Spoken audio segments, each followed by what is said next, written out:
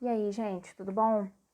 Hoje a gente vai dar início ao caderno 2, que é correspondente ao segundo bimestre desse ano.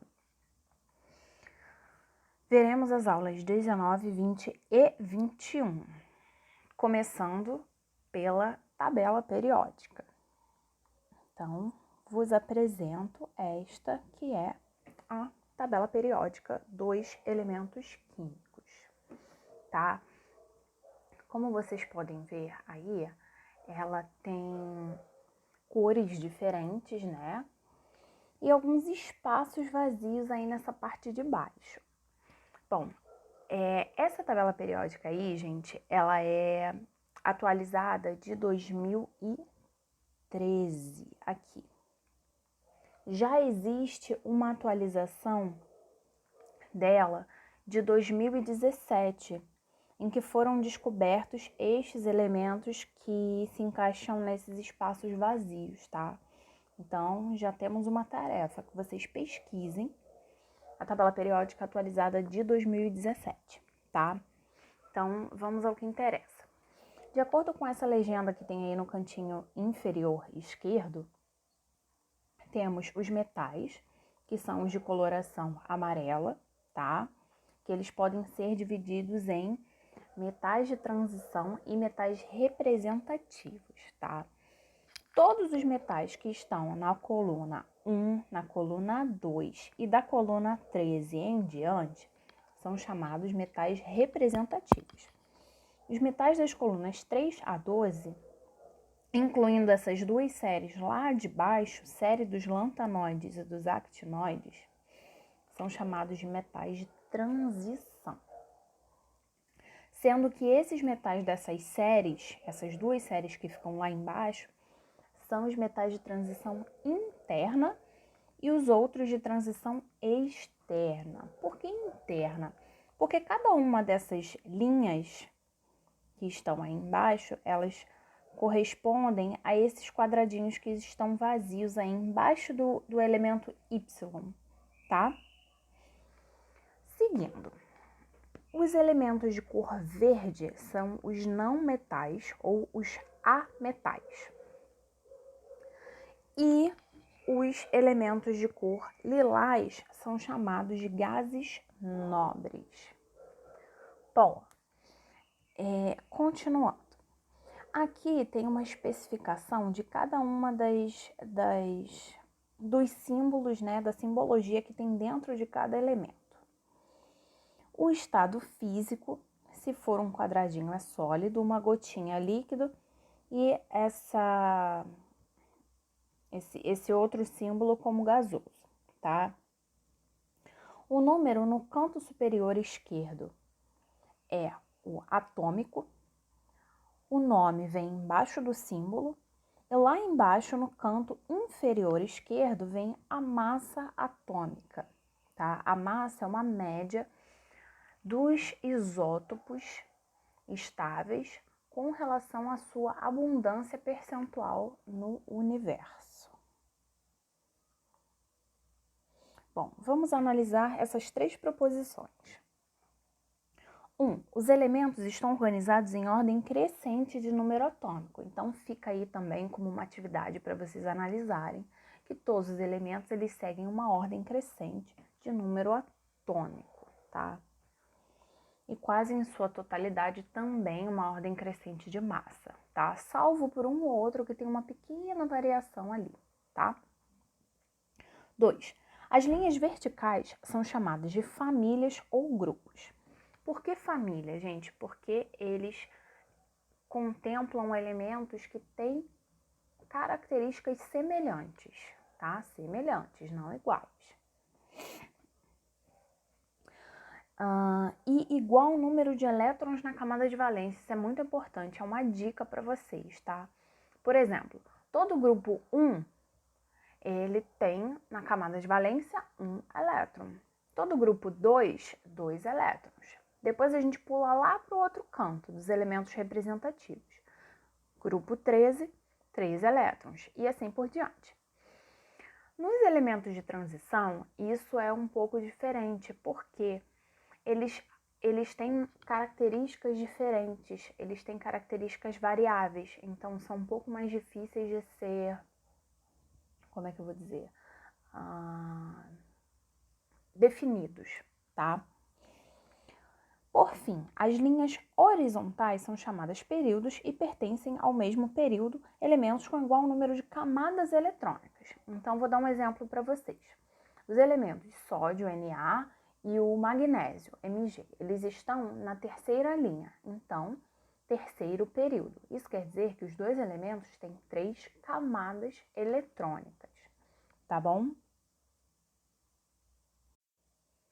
Seguindo agora, temos a aula 21, que corresponde a propriedades periódicas, tá? Existem algumas propriedades que são mais importantes e que a gente vai abordar aqui, tá bom?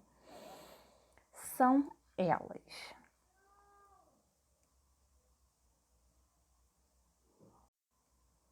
raio atômico, energia ou potencial de ionização, afinidade eletrônica ou eletroafinidade e a eletronegatividade. Então, vamos lá. Por definição, propriedades periódicas são aquelas que podem ser previstas a partir da posição do elemento químico na tabela periódica, ou seja, seu número atômico. São chamadas periódicas porque apresentam tendência de repetição a cada período da tabela, ou seja, conforme muda um período, por exemplo, do quarto para o quinto período, essa regra na propriedade vai se repetir, tá? Então, vamos lá. Uma propriedade aperiódica seria a massa atômica, porque ela cresce ali conforme o número atômico. Porém, a eletronegatividade é uma propriedade periódica, porque ela cresce dentro de um período, na verdade ela decresce dentro de um período, e quando passa para o período anterior, ela repete aquele mesmo perfil. Beleza, então vamos analisar agora cada uma das propriedades. Primeiro, o raio atômico é aquele que mede a metade da distância do núcleo de um átomo até o núcleo de outro átomo idêntico a ele, o mais próximo que eles estejam sem que eles se toquem, sem que eles estejam ligados quimicamente. Bom, então se é a metade da distância, a gente pode dizer que é o raio, né? É a distância do núcleo até mais ou menos ali a eletrosfera, a camada de valência, tá? Por isso é chamado de raio atômico, né? Porque se assemelha ao raio lá na circunferência da matemática. Bom, o raio atômico, ele cresce da direita para a esquerda e de cima para baixo. Então, quais seriam os elementos com maior raio atômico? Césio, frâncio, bário, rádio, entre outros por ali nessas proximidades, tá bom? Seguindo, energia de ionização. Energia ou também potencial de ionização é a capacidade de um átomo em arrancar elétrons da eletrosfera, né, da camada de valência de algum outro átomo. Então, ela é inversamente proporcional ao raio atômico. Ela vai crescer da esquerda para a direita e de baixo para cima. Então, quais seriam os elementos que têm essa maior capacidade? Hélio, neônio, flúor, cloro, entre outros ali da proximidade, tá? Porém, a gente deve pensar que os gases nobres, eles já são estáveis por natureza. Então, eles não vão ficar muito, entre aspas, afim de arrancar o elétron de algum outro átomo em benefício próprio, tá? Seguindo. Afinidade eletrônica, como o nome está falando, afinidade por elétrons, tá? É aquele que quer receber elétrons. Então, ela vai crescer da mesma forma da esquerda para a direita e de baixo para cima. Nesse caso, exclui os gases nobres, Porque os gases nobres, como eu falei anteriormente, eles não têm atração por elétrons. Então, eles não têm essa necessidade de receber. Bom, então, nesse caso, os que têm maior afinidade eletrônica são que elementos? Flúor, oxigênio, nitrogênio, enxofre, cloro, entre outros ali nas proximidades, tá? Por fim, eletronegatividade. A eletronegatividade é uma das características das propriedades periódicas mais importantes, porque ela fala da força de atração de um elemento por elétrons. Isso está diretamente ligado também às ligações químicas, né? A capacidade de um elemento se ligar em outro, se unir ao outro, formando substâncias. E esse conteúdo de ligações químicas a gente vai ver ainda esse bimestre um pouquinho mais para frente, né? Quais são os elementos que têm maiores eletronegatividades, tá?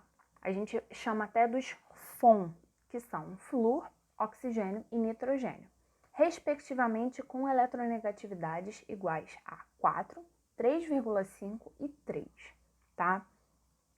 Vale salientar que aqueles elementos que têm uma quantidade menor de camadas eletrônicas vai ter uma força de atração muito maior, porque a eletrosfera deles é pequenininha, eles estão todos muito bem atraídos pelo núcleo. Isso vai fazer com que ele tenha uma força de atração por elétrons externos muito maior, tá bom? Bom, gente, para fechar, nós temos ainda algumas outras propriedades periódicas, tá? Que são eletropositividade, volume atômico, densidade, ponto de fusão, ponto de ebulição, que não constam no nosso livro, tá? Portanto, elas não serão cobradas em provas, em atividades assim. Mas é muito bom que vocês pesquisem, que vocês consultem sobre elas, porque elas são importantes também para o conhecimento e para a compreensão de conteúdos posteriores, tá bom? Então é isso, gente. Até a aula que vem e beijos!